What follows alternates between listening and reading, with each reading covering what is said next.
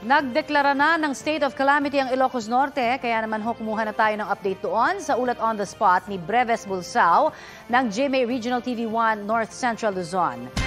Breves? Yes, magandang tanghali, Connie. Humupa na ang ulan at hangin sa ilang bahagi ng Ilocos Norte. Humupa na rin ang baha sa mga naapektuhang lugar ng Bagyong Egay.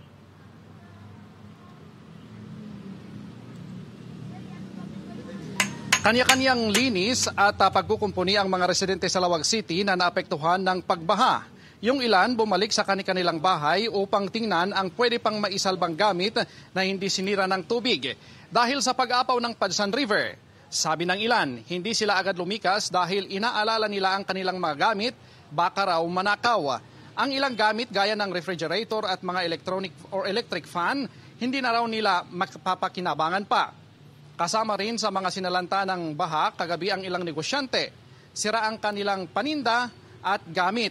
Ang fiberglass ng bagong gusali ng Ilocos Norte LGU sinira ng malakas na hangin. Pati ang gutter ng Lawag City Public Market. Ngayong umaga, kanya-kanyang linis ang mga residente sa mga nagkalat na sanga ng puno sa kanilang mga bakuran. Dinagsa rin ang charging station sa Lawag dahil wala pa ring supply ng kuryente. Bumiyahin na rin ang ilang pampasahirong sasakyan ngayong umaga. Sa ngayon, makulimlim ang kalangitan dito sa Lawag City at may pag-ambon. Ina-assess naman ng PDRRMO ang mga nabahang bahay bago nila pinapauwi ang mga evacuee.